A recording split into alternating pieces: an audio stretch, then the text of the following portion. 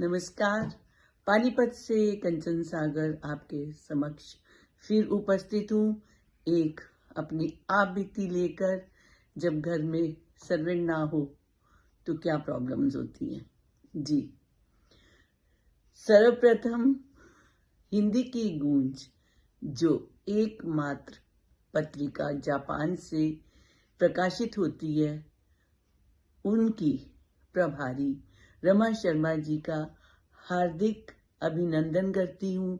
उनको धन्यवाद कर देती हूँ कि उन्होंने मुझे कुछ ना कुछ करने के लिए एक नया रास्ता दिखाया और साथ ही साथ हिंदी की गूंज को ऊंचाइयों पर पहुंचाया। अब देखिए ना, ये पंजाबी की गूंज भी लेकर आ रही हैं और मैं अपने सारे चाहने वालों से प्रार्थना करती हूँ, निवेदन करती हूँ कि वो जैसे हिंदी की गूंज को पसंद करते हैं वैसे पंजाबी की गूंज को भी अवश्य पसंद करें जी। इसको आप मेरी आप बीती कह सकते हैं या कुछ भी, या बिना शीर्षक चलेगा, ठीक है। आज आपके साथ मैं 2 दिन रविवार और सोमवार की मेरे अपने साथ घटित आप बीती सुनाना चाह रही हूँ जी। आप चाहें तो मत पढ़िएगा, मत सुनिएगा, परंतु मेरा मन कर रहा है कि मैं आप सबको बताऊं। मेरा छोटू कुछ दिनों के लिए गांव चला गया।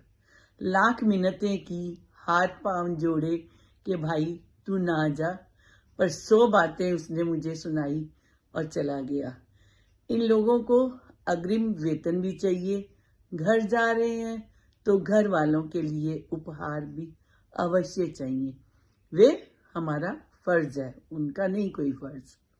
उनका तो इतना भी नहीं कि अपनी अनुपस्थिति में वो हमें कोई दूसरा काम करने के लिए लड़का या लड़की कुछ भी देकर जाए। चलो, ये बात तो हुई उसकी।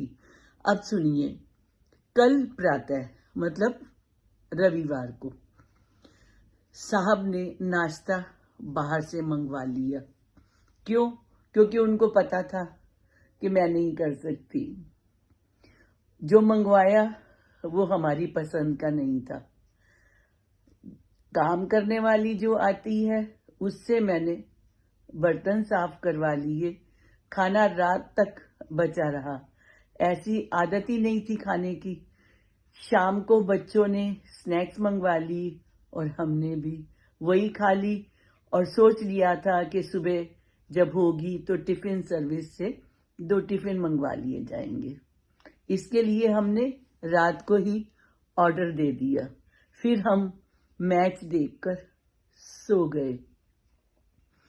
अब ये आपको पता है, ये 19 नवंबर की बात है जब भारत और ऑस्ट्रेलिया का फाइनल मैच हो रहा था। अब अगले दिन की सुनिए। पहले से कुछ ज्यादा जल्दी उठी, देखा बहू रानी किचन में थी। पूछा तो कहने लगी बुखार हो गया है सो स्कूल नहीं जा रही। नहा धोकर मैंने पूजा की, इतनी देर में टिफिन आ गए। फिर बहू ने चाय बनाकर दी, हमें नाश्ता करवा दिया। साहब तैयार होकर ऑफिस चले गए। इतनी देर में मेड आ गई और उसने कपड़े धोने के बारे में पूछा।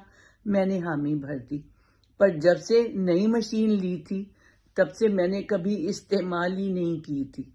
आप सबको पता ही है कि चला जाता नहीं, खड़ी हो नहीं सकती। काम करना भी वर्षों से छोड़ा हुआ है।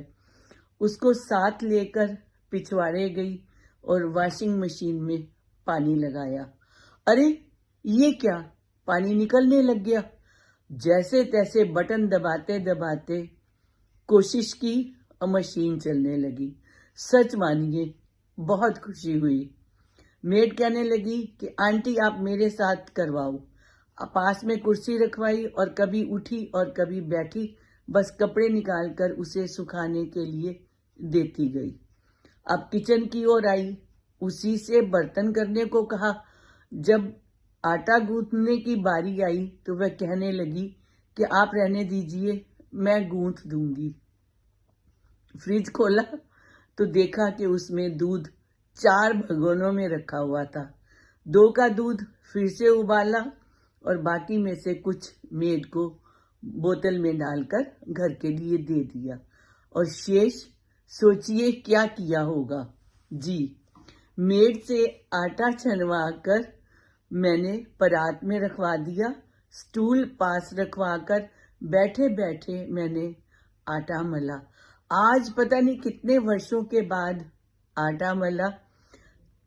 आटा मलते मलते मुझे याद आया कि माँ कहा करती थी साथ में गायत्री मंत्र भी जरूर किया करो, तो मैंने गायत्री मंत्र भी किया। तभी बेटा आ गया और पोती से हंस के कहने लगा, अरे वाह मम्मी आज आटा मल रही है, चल फोटो खींचते हैं मम्मी की। बहुत अच्छा लगा, पर सच मानिए बड़ा सुकून भी मिला कि मैंने आटा मला। शाम को घर में केवल साहब, मैं और मेरा पोता ही थे। पोता दूध गर्म करने के लिए किचन में आया और मुझे उसकी आवाज सुनाई दी। वो शायद फोन पर किसी से बात कर रहा था। मैं चुप लगा गई। जब वे मेरे कमरे के बाहर से निकलने लगा तो मुझसे रहा नहीं गया। मैंने पूछ ही लिया कि क्या बात है। कहने लगा कि बर्नर नहीं जल रहा, तो मेरा माथा ठनका। तो मैंने कहा फिर क्या हुआ कि गैस खत्म होगी। फिर मैंने उसे कहा कि मुझे पकड़कर वहां तक ले चलो, और वो कहता है कि नहीं आप मत करो, आप लेटो, आप बैठो, आराम करो, मैंने मम्मी को फोन कर दिया है, मम्मी अभी आती होगी और मम्मी आके फिट कर देगी। मैंने कहा अरे बुद्धू राम, मम्मी को मैंने कभी कहा ही नहीं और मम्मी को मैंने कभी सिखाया ही नहीं कि मम्मी को कैसे पता लगेगा कि बर्नर क्या है, उसमें गैस में कैसे वो पाइप को फिट करते हैं। कहने लगा दादी आप कुछ मत करो, मैं करवा लूंगा मम्मी से। मैंने कहा नहीं, मेरी बाजू पकड़ो, और मुझे पकड़कर वो सिलेंडर जहां रखे थे वहां पर लेके गया। अब देखिए क्या हुआ। मॉडल टाउन में जब मैं रहती थी तो मैं वहां पर हमेशा मैं ही बदलती थी। अब जब से हम लोगों ने शिफ्ट किया है 4 साल हो गए, और मतलब मैंने ये काम किया ही नहीं था। मैंने उसको बोला बेटा मेरे पास खड़े रहना, मैं कोशिश करती हूँ, परंतु वह मुझे मना ही करता रहा।